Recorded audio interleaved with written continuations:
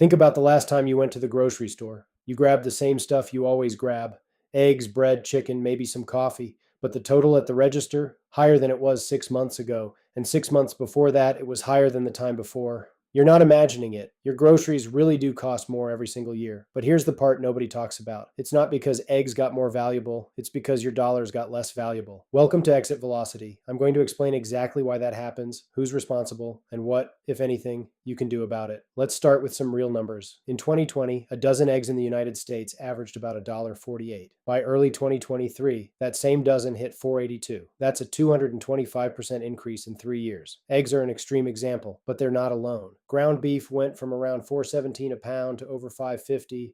A gallon of milk jumped from $3.35 to nearly $4.20. A loaf of bread crept from $1.98 to over $2.50. None of these products changed. They didn't get better. They didn't become scarcer in any permanent way. So what happened? The standard explanation you'll hear is supply chain disruptions or corporate greed. And sure, those play a role in the short term, but they don't explain a pattern that's been happening consistently for decades. Your grandparents bought a full cart of groceries for $20. Your parents spent $80 for roughly the same cart. You're spending $200. This isn't a one-time event, it's a trend. And to understand the trend, you have to understand something about the money itself. Most people think inflation means prices going up. That's the symptom, not the disease. Inflation at its core is the expansion of the money supply. When there are more dollars chasing the same amount of goods, each individual dollar buys less. Prices don't go up, the dollar goes down. Here's an analogy. Imagine you're at an auction with 10 people and everyone has $100. A painting comes up for bid. It'll probably sell for somewhere around 80 to $100. Now imagine the auctioneer hands everyone an extra 100 before the next painting. Does the painting suddenly become twice as valuable? No, but the bidding is going to land around 160 to 200 because everyone has more money competing for the same thing. That's what happens to your grocery store. The eggs didn't change, the money did. So who's handing out the extra money? That would be the Federal Reserve and the US government. In March 2020, the Federal Reserve began the most aggressive money creation program in its history. Through a combination of near zero interest rates, bond purchases, and emergency lending facilities, the Fed expanded its balance sheet from about $4.2 trillion to nearly $9 trillion in just 2 years. The federal government simultaneously authorized roughly $5 trillion in direct stimulus spending. To put that in perspective, approximately 40% of all US dollars in existence were created between 2020 and 2022. 4 out of every $10 in circulation didn't exist 3 years before your grocery bill went through the roof.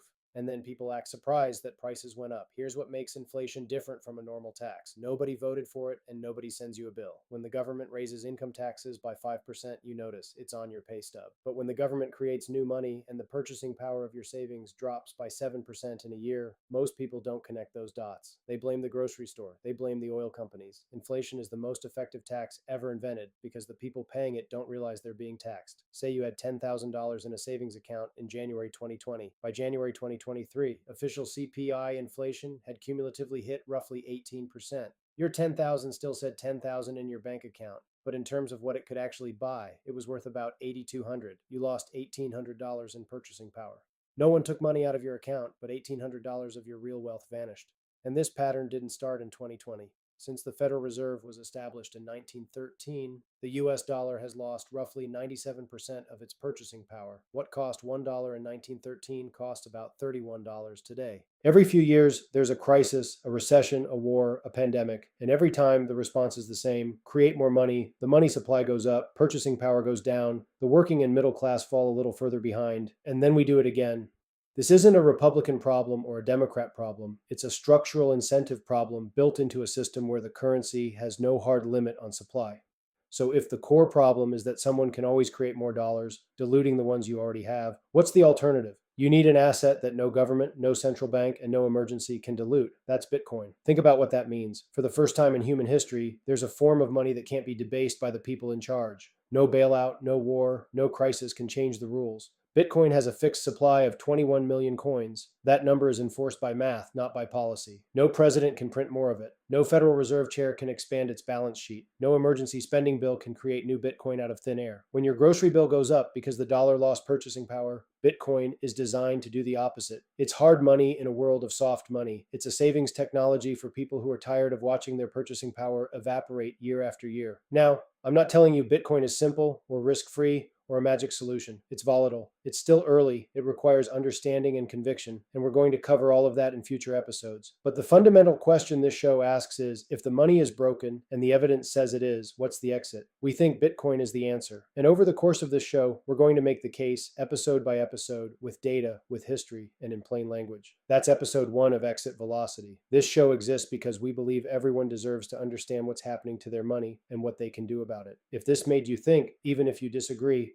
subscribe. We drop new episodes every week. Next episode, the Federal Reserve Explained Like You're 5. We're going to break down what the Fed actually is, how it works, and why it has more power over your life than any elected official. Hit subscribe on Spotify or YouTube so you don't miss it. And if you're on Nostr, follow us. We're Exit Velocity on Primal. Until next time, your money is losing value. The question is what you're going to do about it.